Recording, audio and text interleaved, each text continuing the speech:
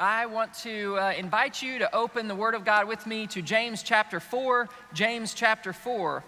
If you find your place there, we'll begin reading in just a few minutes. So we are in the middle of a series called Relationship Goals. And over the past couple of weeks, we've been setting some goals for our relationships. One of those goals was don't let any rotten words come out of your mouth. And that was a goal that we had last week. And I'm just wondering, did anybody let slip some rotten words this week? Okay, in spite of, okay, well, you can keep working on that. I know that's an ongoing thing. So it's a thing that takes longer than a week to really think about. But the goal of this series, the basic goal, is to apply the teaching of the New Testament to all of our relationships. Because Jesus demonstrated a way of relating to people in his teaching and in his life and in his death. Jesus modeled love like no other human being had ever modeled it and demonstrated it before. He demonstrated love by putting aside the privileges of heaven and taking on human flesh and humbling himself and becoming a servant and sacrificing his life, dying on a cross. And it was that kind of love that formed the heart of the gospel message that then spread like wildfire across the Mediterranean world in the first century. And in the New Testament, what the writers of the New Testament try to do over and over again is to apply the gospel to everyday life and relationships. And today we're going to deal with something that regardless of what stage of life that you're in and regardless of what your current relationships are, everyone at some point in their life deals with conflict in relationships. Now, the context of that conflict might be different. It might be conflict in the workplace, or it might be conflict within the church even. It might be conflict with a roommate or friends, or it might be family conflict. It could be conflict in a dating relationship or with your spouse. All relationships have conflict. And sometimes the conflict is as simple as, just an accusation. I asked you to do this and you didn't do it. You were late. You didn't tell me that. It's always about you. You're so selfish. You never take responsibility. I expected X, Y, Z out of your behavior, and what I got was the exact opposite. And sometimes these are ongoing conflicts, like you work too much, or you don't respect my job, or you never help with the house, and we don't have money for that. Those are real issues, and they need to be dealt with, usually in one way or another. And it's good to deal with those issues, but what begins as a discussion, kids, we're not fighting, we're just having a discussion. What begins as a discussion often turns quickly into accusations or a fight or an argument, and before it's all over with, a lot of damage can be done in the process there. Now, however you solve it, conflict is one of those things that is always tough on relationships and especially tough on churches because no one ever really wins in the conflict. Nobody ever really wins the argument. You see, you can win an argument with people you don't know or maybe don't care about, or maybe you can win an argument of ideas if you're just discussing ideas. But in the sphere of relationships, whenever there's one person who has to be the winner over the other person, that comes at a cost to the relationship. You might win an argument with one of those guys that you call on customer service, and if that's you, good job. But when you win an argument in the kitchen or in the living room, you don't really win. There's no win because often the win is at the expense of the other person. And if you winning means everyone else loses, then you don't really win even when you win. Now, on top of all of that, you add this other layer where everyone handles conflict differently. You might have grown up with one way of dealing with conflict, but others might have grown up with a completely different way of dealing with conflict. When Candace and I first got married, we discovered that we had grown up with very opposite ways of dealing with family conflict. And we had no idea that this was the case. We had never actually been in an argument when we got married. Before we got married, we didn't have any arguments. We were so smitten with each other. On the phone, it was like, okay, bye. No, you hang up. No. No, you hang up. All right, on 3. 1, 2, 3. Are you still there? It was. We did that, I think. And 4 kids later, it's like, what? What was that? I can't hear you over the kids screaming. That's more what it's like now, I guess. When we got married, we'd never had an argument, and it's inevitable, conflict in marriage. And everyone handles it differently. And Candace kind of grew up in this house where you kind of get it all out there, and you get it out there, and sometimes you yell, and sometimes you shout, and it's just like, you need to get it out all on the table. But in my house, I grew up with a stepdad who was basically your typical kind of never lose your cool, think it over, non-confronter. Like, I'm not going to confront anything. And some people are like that. Some people are like hurricanes where they bluster and they blow, you just got to get it all out. And some people are like volcanoes where you keep it in and then finally it explodes everywhere, gets all over everything. And then some people are like lightning. It's like, it's fine. I'm fine. I'm fine. I'm fine. Why are you saying it like that? And then all of a sudden out of the clear blue, there's a zinger. Like, oh, good, I'm glad you left those dirty dishes there. I love picking those up. Zing! It's like lightning. It's out of nowhere. But what if, even if we handle conflict differently, and there's a lot of different ways to process it, and there's a million different things that you could argue about, what if at the heart of all of that conflict, what if there was only one thing that really causes all conflict? It's a crazy idea. There's this very short passage in the New Testament, but what it lacks in length, it more than makes up for in how profound the observation is about the cause of all conflict. Now, this insight in James chapter 4 has the potential to change the way that you approach conflict in relationships. And if you let this truth sink in, it really has the power to disarm conflicts before they even begin. And the passage begins with this kind of simple but really captivating question. James chapter 4, verse 1 says this: what causes fights and quarrels among you? What causes fights and quarrels among you? Now think about this for a second. First, who is writing this? James is writing this. Now, James was the brother of Jesus. And if you just kind of pause there and think about what it means that James grew up in the same family as Jesus, what kind of dynamic would that bring to family conflict? I mean, just think, dad is like giving the boys a lecture, and it's like, Dad, don't lose your temper.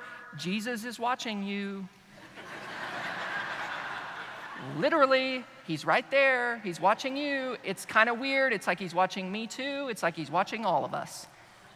James, Jude, can you tell me who broke this flower pot?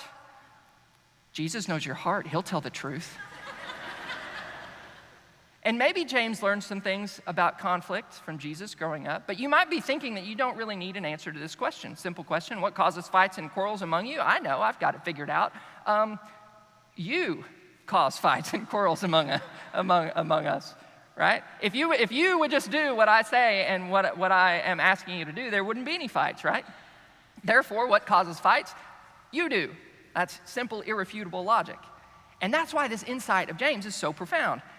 We are tempted to place the cause of the conflict always in the other person, and the cause always is theirs. But if they would just stop doing this, or if they would start doing this, or if they wouldn't always do that, then we wouldn't have any fights, which is a failed strategy to begin with, because that amounts to placing the onus for your happiness on someone else. Right? All the responsibility for you being happy on someone else. If you would make more money, if you would spend less money, then I'd be happy, right? The cause of the conflict is them. It's always them. But James says, no.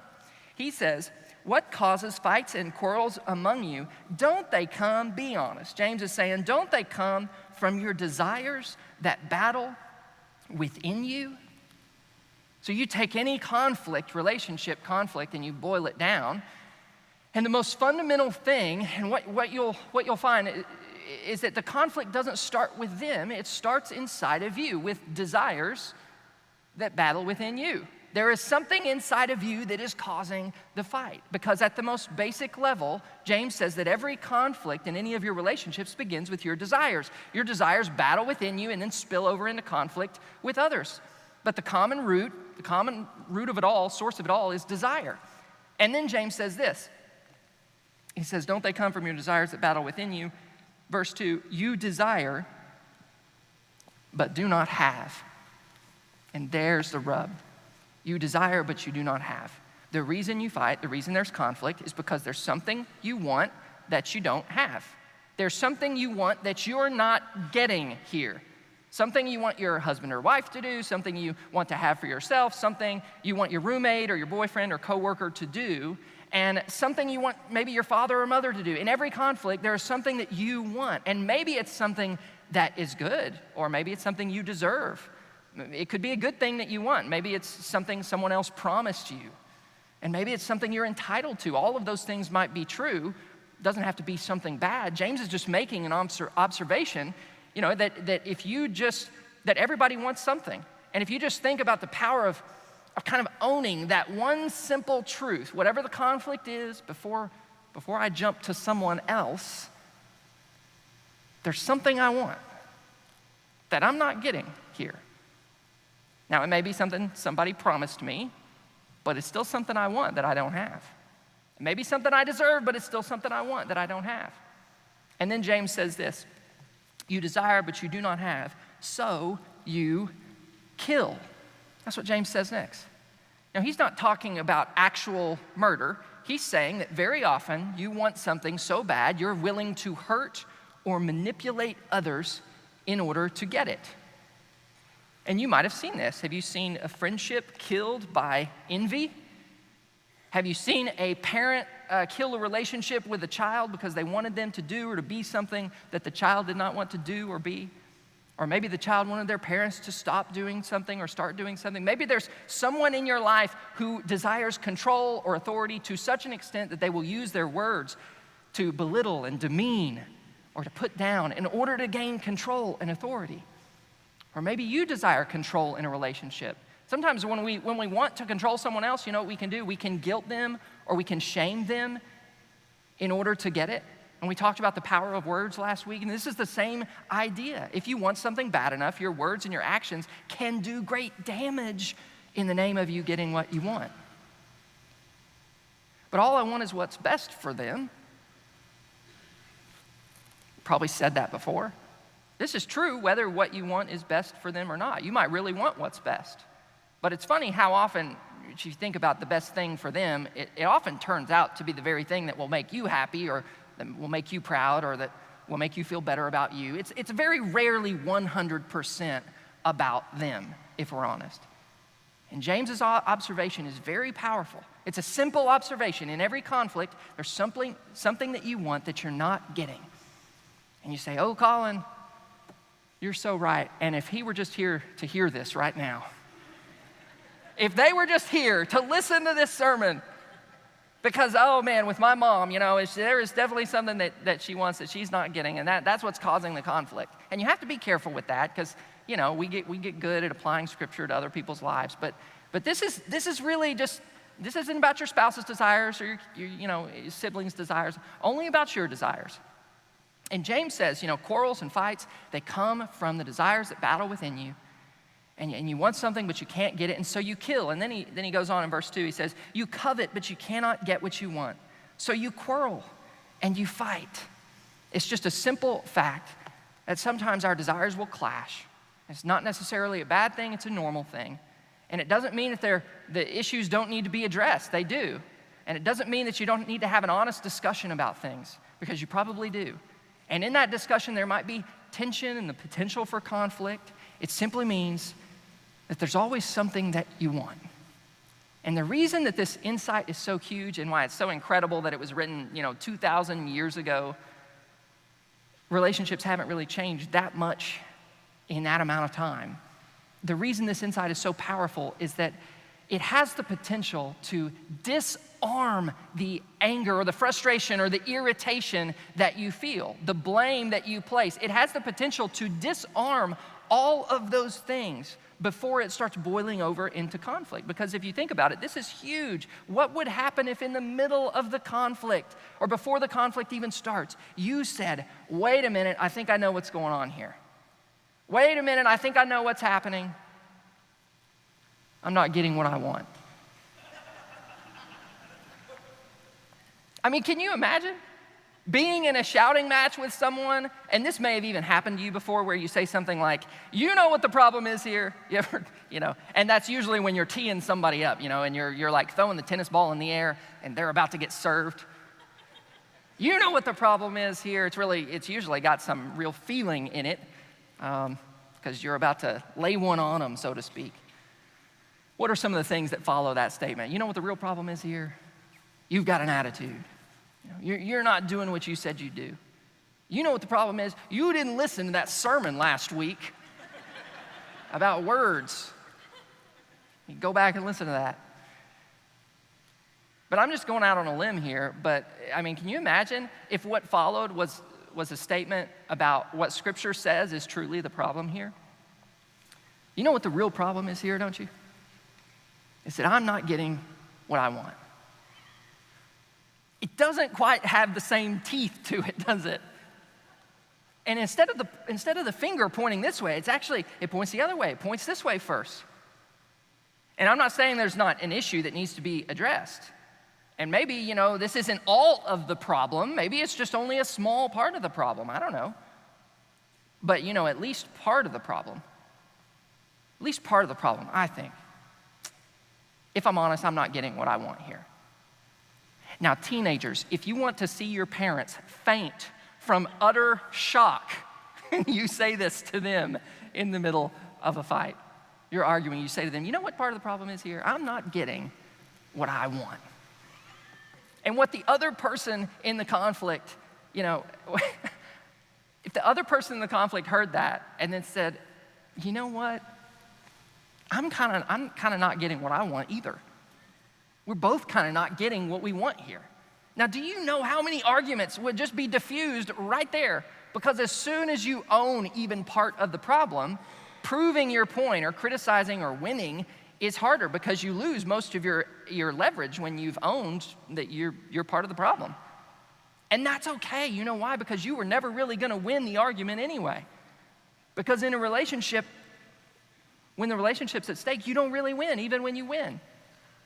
Now, if that's blowing your mind, James actually, he's not done yet. He actually is going to finish verse 2. He finishes off verse 2 by saying, you do not have because you do not ask God. Now, James, are you telling me that in the middle of conflict, what causes fights and conflicts, if I acknowledge that, hey, there's something here, it's my desires battling within me, and I don't have what I want here. And James is going to has the audacity to suggest, in the middle of that conflict, why don't you ask God for what it is that you want? Before you go kind of sulking around if you're a non-confronter, before you go in kind of guns blazing if you're an arguer, has it ever occurred to you to go and pray and to say, God, there is something that I want for my husband or my wife or my friend or my boss or my son or daughter, and I am not getting it, God. What would happen? See, James says there's always something you want. So before the conflict begins, why not allow God to grapple with what it is that you want?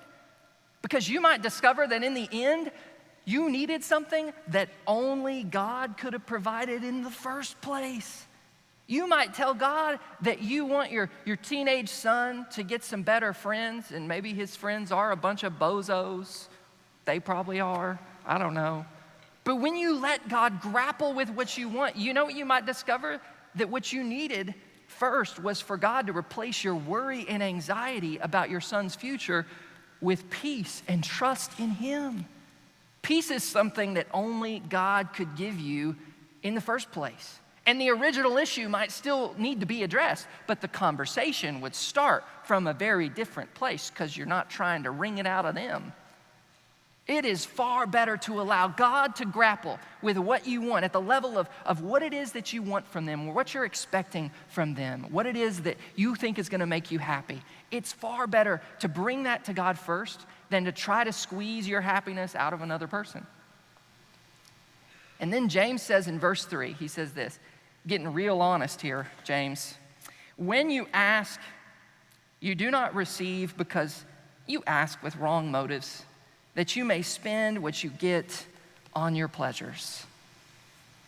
The point is here that in some cases, God isn't going to give you what you want. And throughout these verses, James really has in mind the kind of desires that are selfish desires, the kind of prayers that are really, you're asking with the wrong motives. This is kind of a selfish prayer. James is trying to point us in a different direction. What if we took our desires to God and let him sort out the selfish motives or the wrong motives? And what if in the process our motives became more about God's purposes or God's kingdom or God's will? Maybe that's part of the point.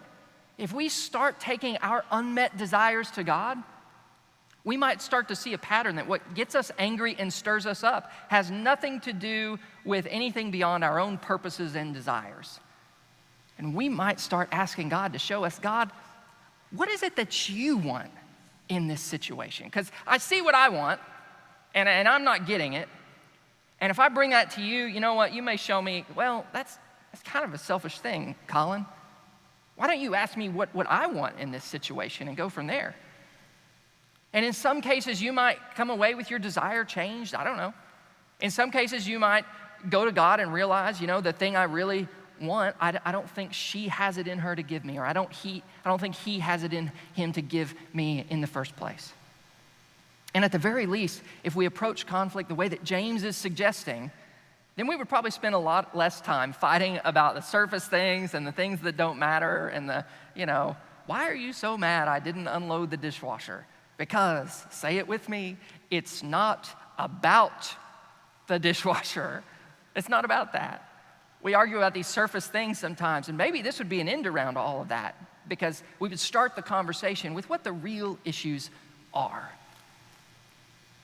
And before you point the finger this way, point it this way and ask, have I taken this to God? I mean, can I take no for an answer from God? Or can I at least own my part of it and say that at least part of the problem here is that I'm not getting what I want? And then you go and you begin the conversation at a completely different place. James says, what causes fights and quarrels among you? Don't they come from your desires that battle within you? Of course they do, James. And in the end, what I think this is all about, pointing the finger this way instead of that way, it requires such humility. And asking God to sort through our motives and our selfish desires, that all requires the humility to just pause and say, maybe I'm not entitled to everything that I want. And when we do that, when we invite God into our conflict to deal with our own hearts, do you know what we get? This is cool. Do you know what we get? We get God's grace. In 2 verses later, James says, God opposes the proud, this is verse 6, but shows favor to the humble. God opposes the proud, but shows favor, or gives grace is the word there. Gives grace to the humble. When what we want clashes with other people, what pride does? Pride kind of powers up and then rationalizes all the reasons why our way is the only way.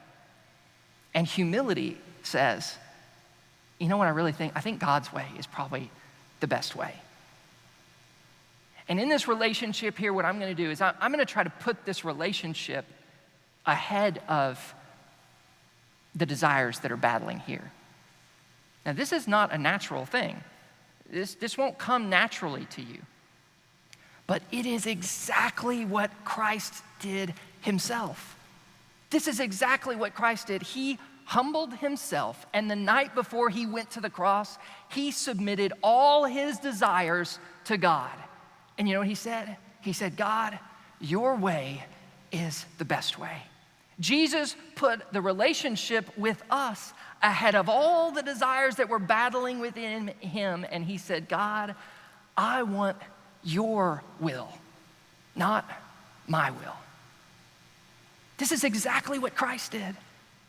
And this may be hard for you to put into practice in your relationships, but God is there in that moment and you will sense it. There is such a grace in that moment when you say, you know what? The problem here is I'm not getting what I want. and the grace of God shows up right in that moment, you will feel it. It will be there and empower you to live out Christ's example in that situation. And when you say to God, you know what, your way, not my way, is best, God's grace will always be there, empowering you to follow Christ's example. Because you know what? Here's the truth. The best relationship goal in the world is Christ-likeness. And when we do this, we follow Christ's example. Make that your goal this week. Let's pray.